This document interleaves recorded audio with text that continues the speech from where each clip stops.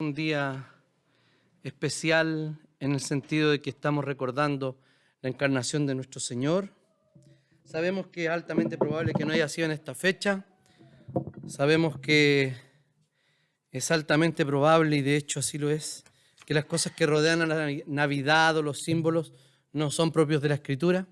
Sin embargo, eso sí muestra un simbolismo de parte de la necesidad de la humanidad.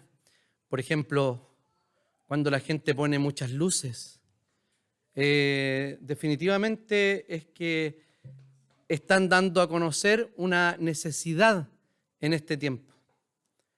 Pude ver incluso personas que no creen en Jesús en Instagram, personeros públicos, artistas que, a pesar de que no eran cristianos, igual la celebraban. Quiero decir con esto que Jesús vino a nacer sin hogar para que un día a Él lo recordaran en todos los hogares. Y es lo que vemos nosotros hoy día, con un sentido mucho mayor nosotros como creyentes. Estamos terminando esta serie hoy y vemos cómo el Señor Jesucristo se ha manifestado en tres oficios. En el oficio de profeta, eso quiere decir cuando el Señor es el portavoz autorizado de Dios. Luego el de sacerdote, que es el mediador que Dios ha puesto para hacer puente entre nosotros y Dios, haciendo un sacrificio único y todo abarcador en el tiempo y en los actos, suficiente para todo y para todos. Y también el oficio de rey, este oficio que es de gobernar, que tiene relación con su soberanía. Vamos a leer hoy día el texto del libro de los Salmos. Daremos lectura al Salmo completo, de los versículos 1 al 12. Lo voy a leer en Reina Valera contemporánea y dice así la palabra del Señor. ¿Por qué se rebelan los pueblos? ¿Por qué conspiran las naciones? Los reyes de la tierra hacen alianzas. Los caudillos se declaran en contra del Señor y de su Mesías y dicen: vamos a quitarnos sus cadenas y vamos a librarnos de sus ataduras. El que reina en los cielos se ríe. El Señor se burla de ellos, pero ya enfurecido les habla y con su enojo los deja turbados. Ya he establecido a mi rey sobre el monte Sión, mi lugar santo. Yo daré a conocer el decreto que el Señor me ha comunicado. Tú eres mi hijo, en este día te he engendrado, pídeme y te daré. Pídeme que te dé las naciones como herencia, y tuyos serán los confines de la tierra. Someterás a las naciones con cetro de hierro, y las destrozarás como vasijas de barro. Ustedes, los reyes, sean prudentes. Ustedes, los jueces, admitan la corrección. Sirvan al Señor con reverencia y ríndanle culto con temor reverente. Ríndanse a los pies de su Hijo. No sea que Él se enoje y ustedes perezcan, pues su enojo se enciende de repente. Bienaventurados son los que en Él confían. Oremos al Señor. Señor, te damos infinitas gracias por tu palabra y te pedimos, Señor, que podamos comprenderla y rogamos que tu Espíritu Santo, Señor, la aplique a nuestro corazón. En innumerables veces, Señor, no queremos escuchar tu palabra y te pedimos, Señor, que actúes en medio nuestro para que esta palabra haga vida en nuestra vida, para que nos dé vida, Señor, para que nos exhorte, para que nos anime, para que nos vivifique, Señor. Te damos gracias por reunirnos y convocarnos en tu día. Oramos en el nombre y en los méritos de Jesús. Amén. Este salmo es altamente probable que esté unido con el Salmo 1, que sea un solo salmo.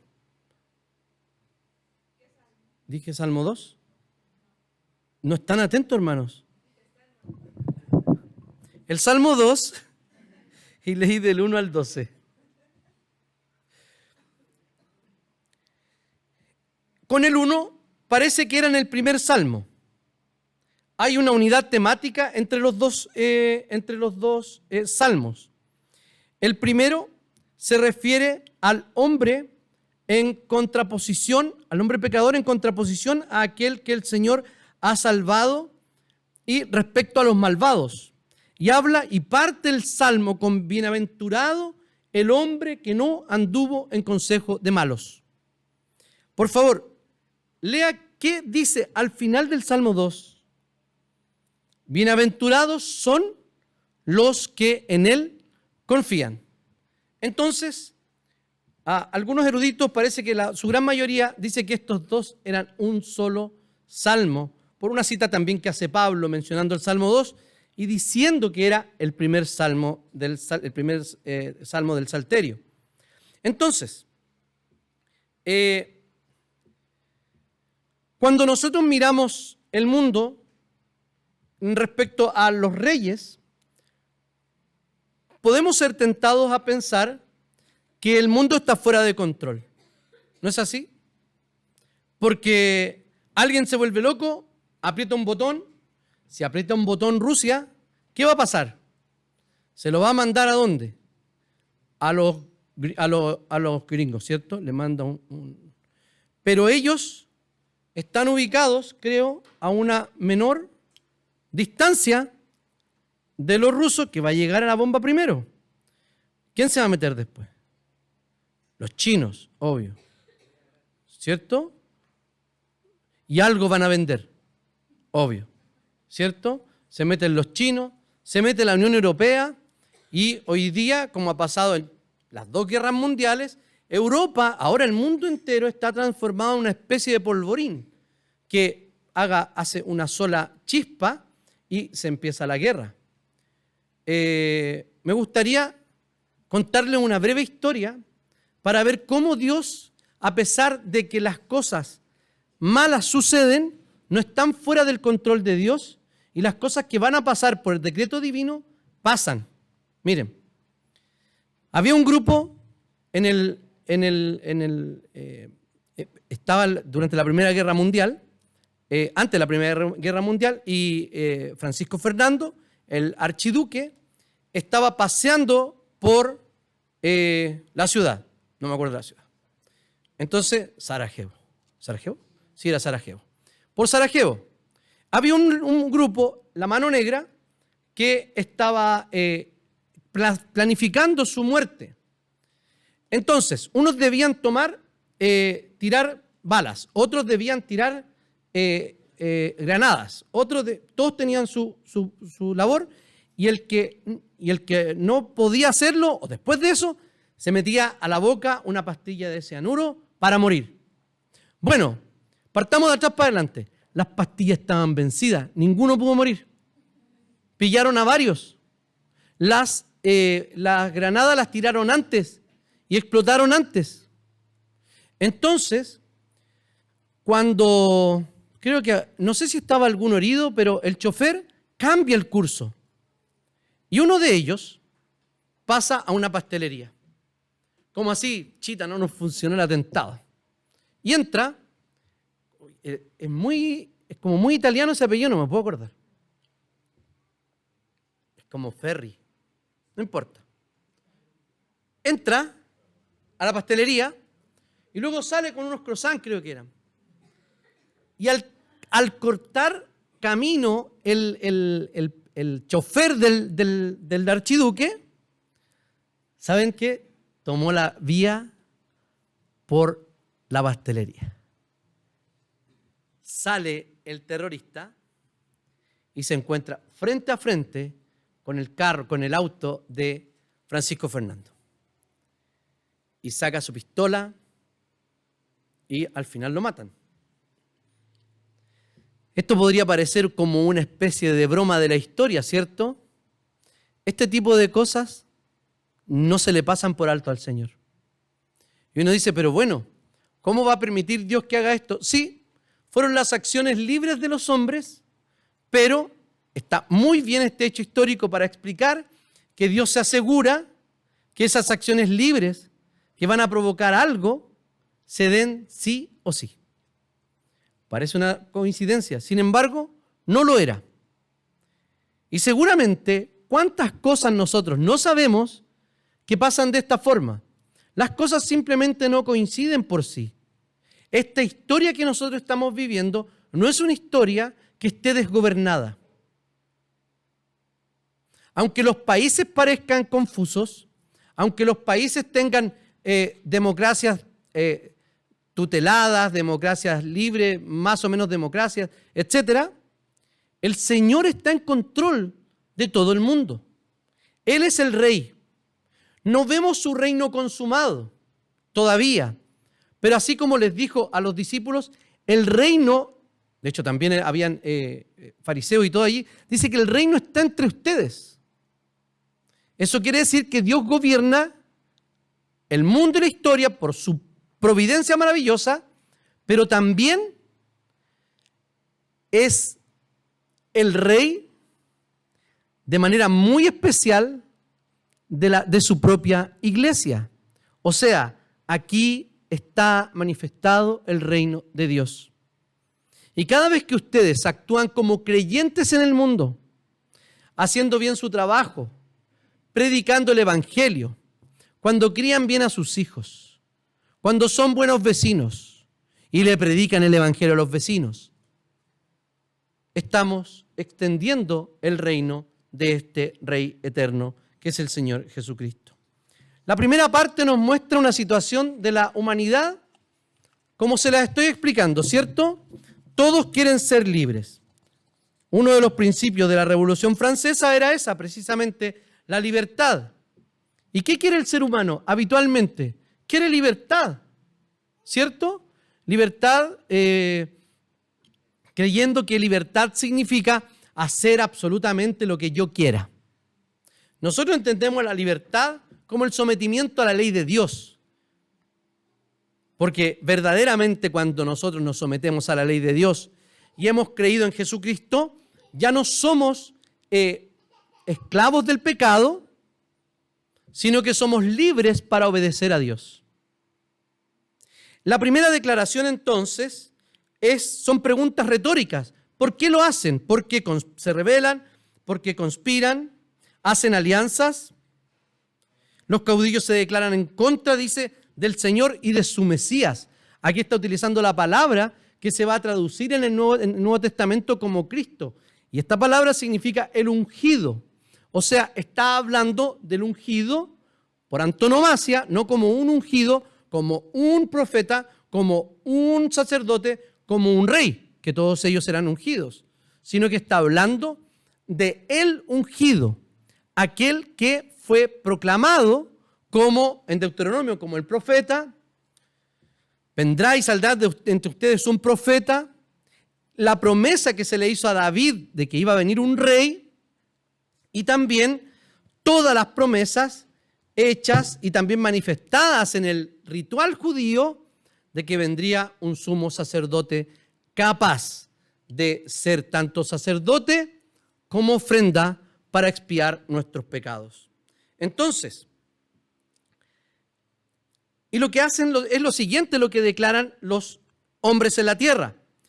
Vamos a quitarnos sus cadenas, vamos a librarnos de sus ataduras. Esto no es una novedad. Tanto aquí como sucedía con los reyes de la tierra, que no reconocían a Jehová como el Dios de todo el universo, sino que tenían sus propios reyes. E Israel estaba constantemente anunciando que solamente Él era Dios. Ese rey o ese Dios, de ese Dios querían liberarse.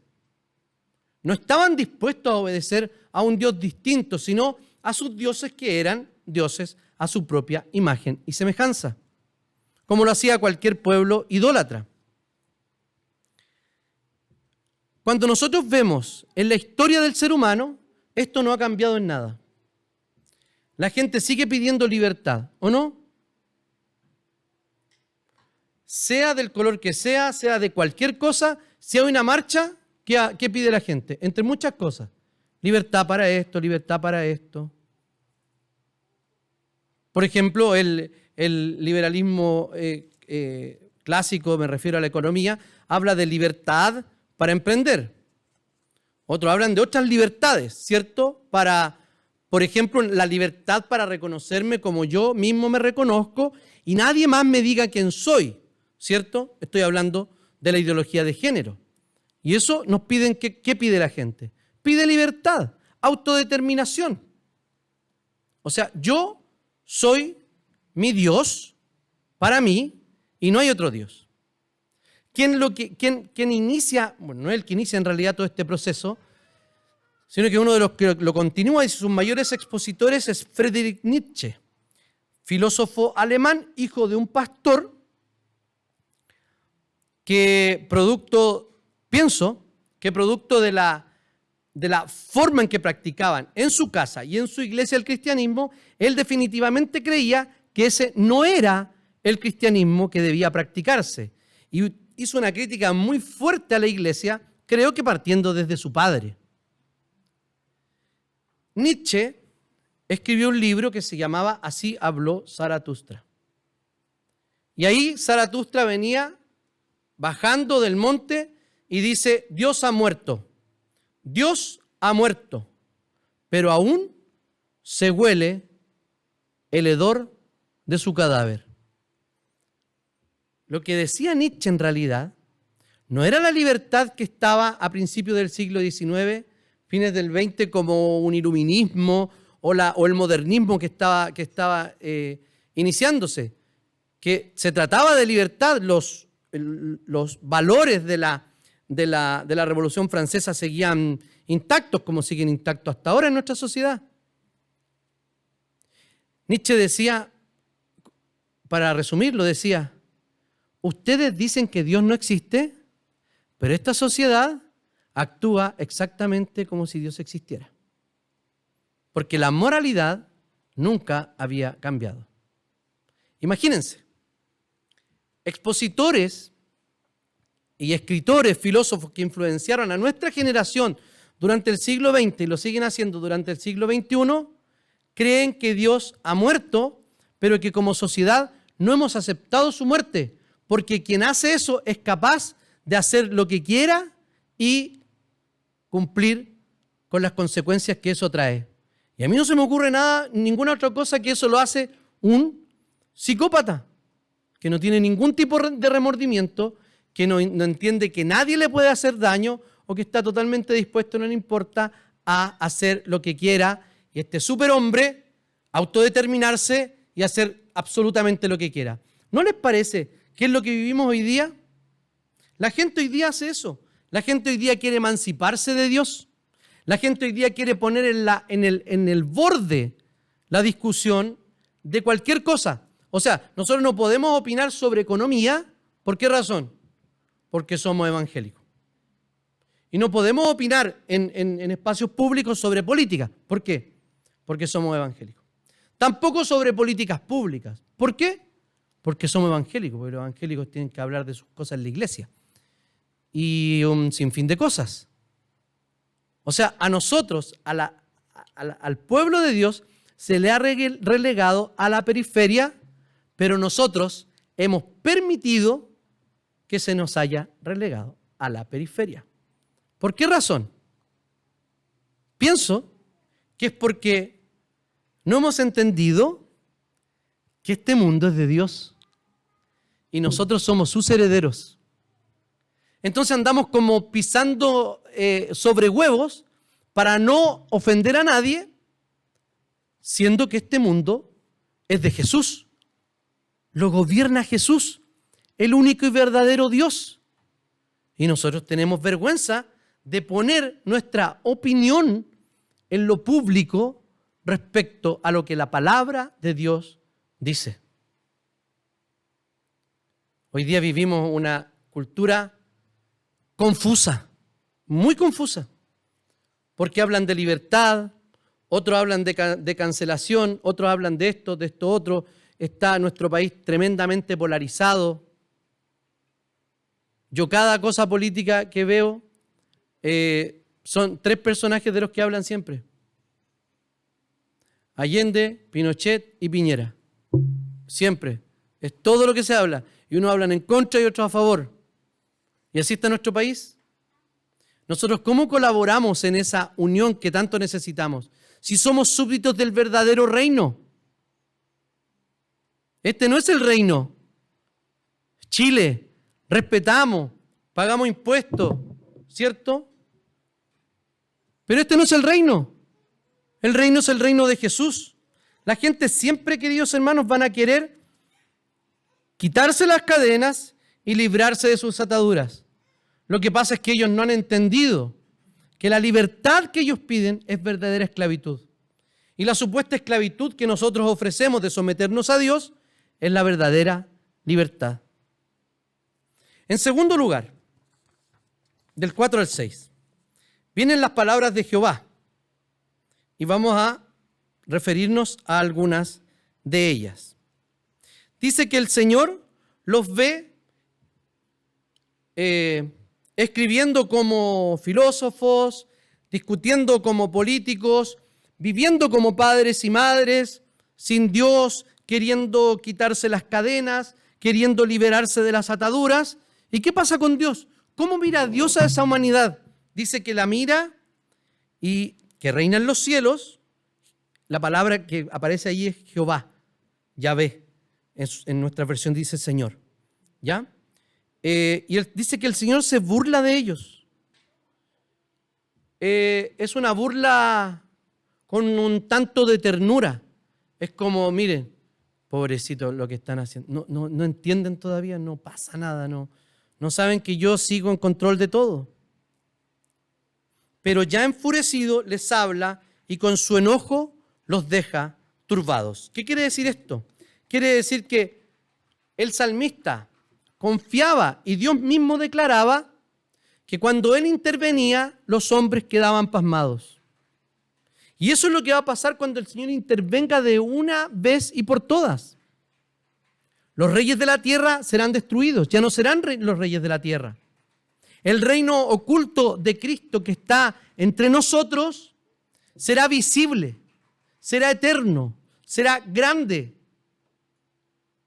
Y no tendremos este mismo estado de cosas. Como ya lo hemos repetido muchas veces, no será este mismo cuerpo, no será esta misma tierra, sino que será este cuerpo transformado, esta tierra transformada y Jesús reinando por los siglos de los siglos. Entonces, los que no quieren creer en el Señor, les dice lo siguiente: ya he establecido mi rey sobre el monte Sión, mi lugar santo. Algo así como, ya está coronado, ya está puesto allí, así que no sacan nada con resistirse. Esto es una gran bendición para nosotros, saber que Jesús ha sido entronizado, saber que Jesús está sentado en el trono. Cuando murió la reina Isabel, iba a decir la reina así como si fuera nuestra, la reina Isabel, bueno, también tenemos reina, no vino hoy día. La reina Isabel, la gente, yo creo que más de fuera del mundo, aquí en Chile sobre todo, comentaban que ¿qué va a pasar con nuestro reino? Y a casi nadie le gustaba el rey Carlos, ¿cierto? Porque es pusilánime, porque se casó con el amor de su vida, etcétera, etcétera. Bueno, esa inestabilidad que nosotros vemos en ese gobierno, de hecho, Carlos todavía no es entronizado ni coronado, ¿cierto? Sucede, parece, como un año después de la muerte del anterior rey. Y parece un poco de turbación, de hecho, renunciaron algunos primeros ministros, algo pasó en Inglaterra. Aquí no pasa nada de eso. No hablo de Chile, hablo de en nuestra mirada de reino, aquí en el mundo. Nuestro rey ya ha sido entronizado. ya lo estableció sobre el monte de Sión, mi lugar santo. Monte de Sión se refiere a un lugar simbólico que es el lugar santo de Dios. Sión. He utilizado en películas ese nombre, ¿cierto? Creo que en Matrix y en unas otras más. El monte de Sión. ¿Qué podemos sacar de aquí? Podemos decir que el Señor es el que va a juzgar a todos aquellos que se opongan a su reino. No hay más. Las personas hoy día quieren actuar y que nada tenga resultados. No hablo solamente de un lugar común como hablar de la juventud, no, hablo de cada uno de los seres humanos que actúan en cualquier área de la vida como si no fuesen a pagar ninguna consecuencia. Como si no pasaría nada con cualquier cosa que yo hago. El rey está sentado en el trono y el Señor está listo también para juzgar.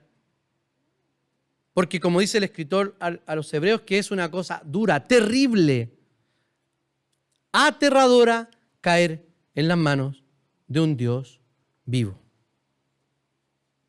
Somos nosotros, aquí en este lugar, donde se debe vivir mayormente el temor de Dios. En tercer lugar, las palabras del rey. Yo daré a conocer el decreto 7, que el Señor me ha comunicado. Ahí está hablando el rey, y ahora abre comillas de lo que dijo el Señor, Yahvé.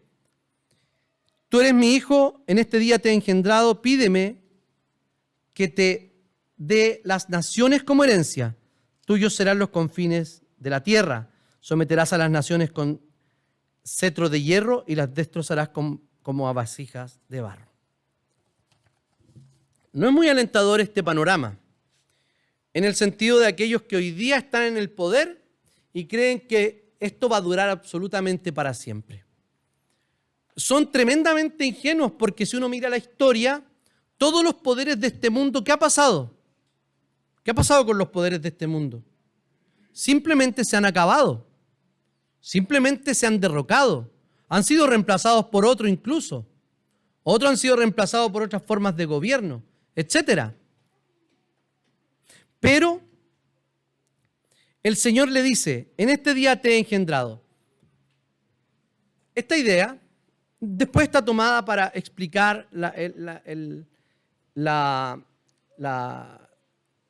cómo el Padre engendra al Hijo eternamente, pero el primer sentido que tiene este texto es referirse a las culturas circundantes. En las culturas que habían alrededor, ¿saben lo que creía la gente? Que precisamente a todos los reyes, no solo Dios les había dado el poder, sino que también tenían una relación filial con ese Dios. O sea, que eran hijos. Por ejemplo, los propios egipcios creían que eran descendientes de los dioses.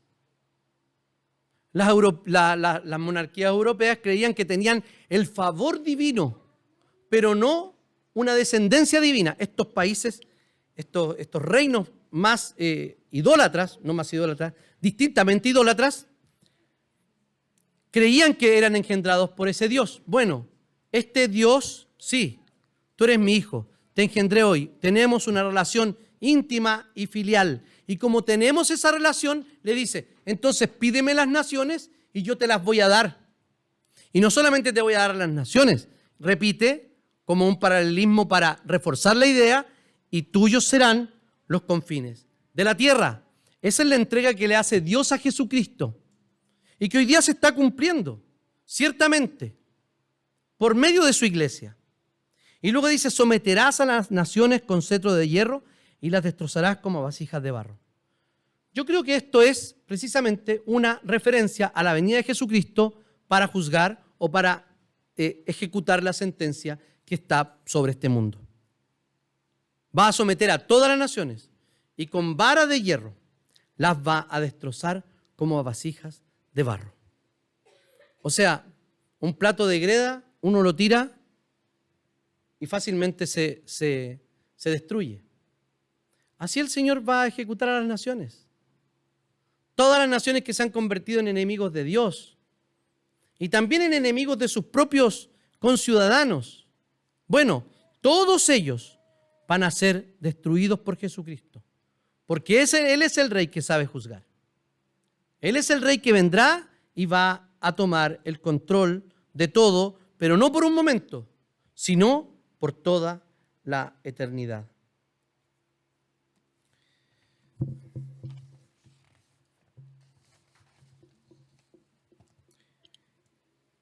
Cuando llegó el Señor Jesucristo, se inició este reino.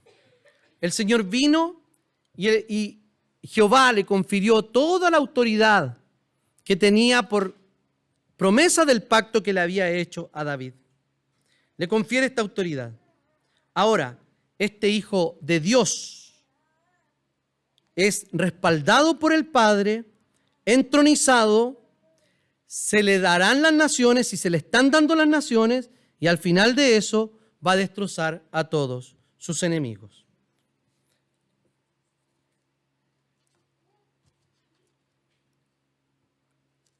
Esto significa que el salmista tenía una esperanza.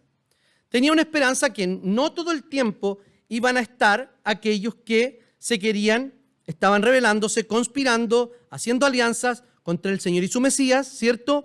Queriendo liberarse de él y de su gobierno.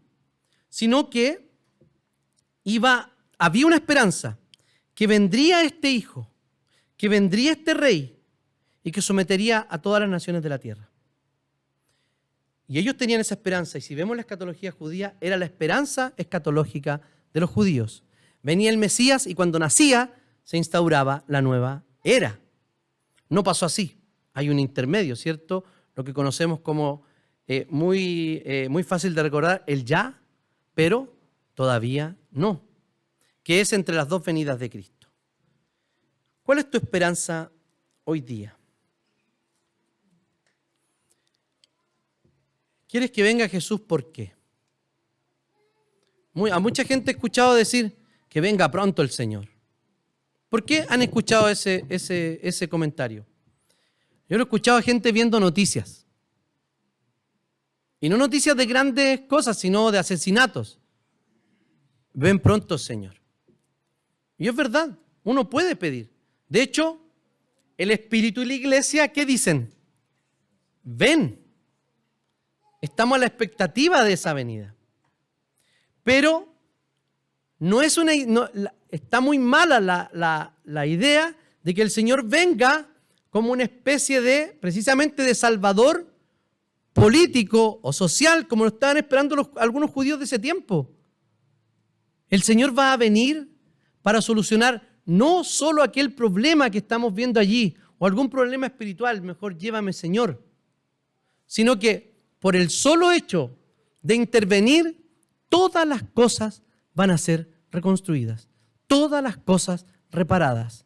Y nunca más nos vamos a preguntar o vamos a pensar en nuestra mente, esto no debería ser así.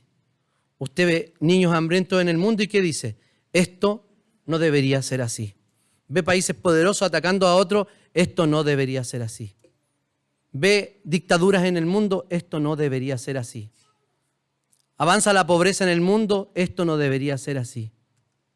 Sube la benzina, esto no debería ser así. ¿Y saben lo que es eso, el pecado? Esto no debería ser así. Nuestro mayor anhelo no es esperarlo por eso. Es como una esposa espera a su esposo para desposarse con él, para gozar de él para siempre. Y todas las demás cosas ciertamente se ocurrirán.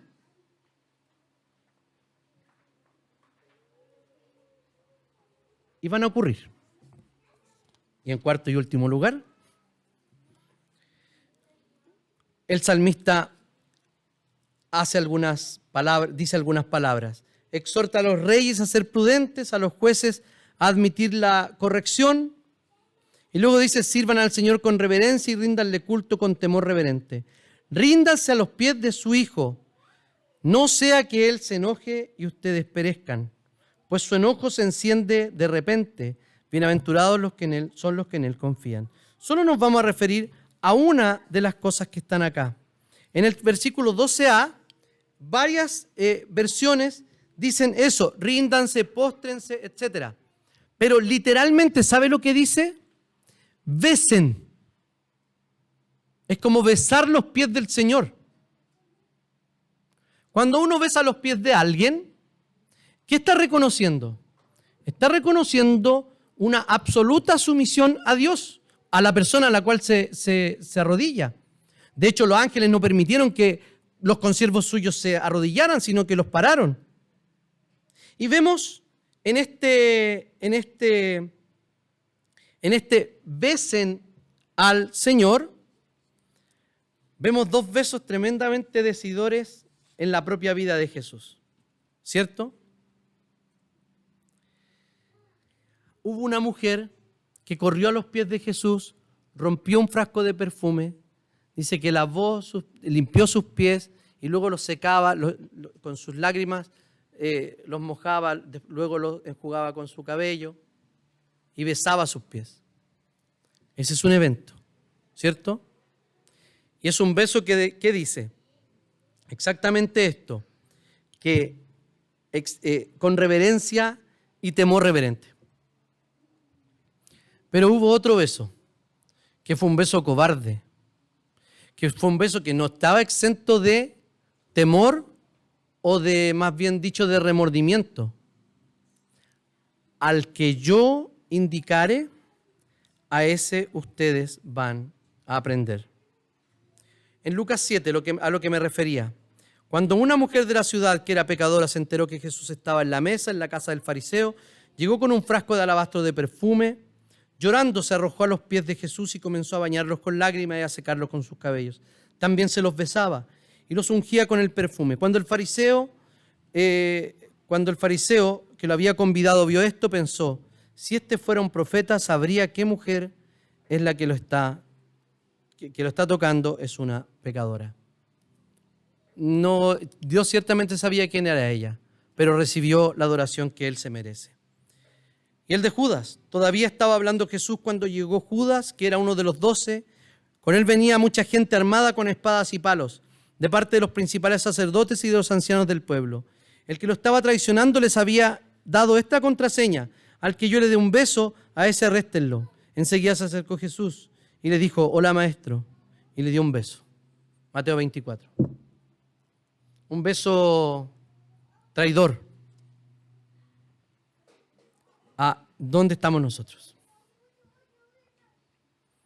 Ese beso que es reverencia, que es premura, que es perseverancia en adorar al Señor. Era muy caro ese frasco de alabastro con perfume. Todo lo rindió delante de Jesús. Y lo que hizo Judas con un beso no fue entregar algo a Jesús. Lo que hizo Judas fue pactar y recibir algo recibir algo por darle un beso a Jesús e indicarlo como aquel que debían aprender. ¿En qué lado estamos? ¿En el beso traidor o en el beso que adora? ¿Es posible estar en ese beso traidor? Judas anduvo 3 años y medio también con Jesús. Debemos cuidar y tener cuidado de nosotros mismos y mirarnos ante la palabra del Señor y decir quiénes somos. Y si necesitamos conversión, debemos arrepentirnos de nuestros pecados y entregar nuestra vida a Cristo.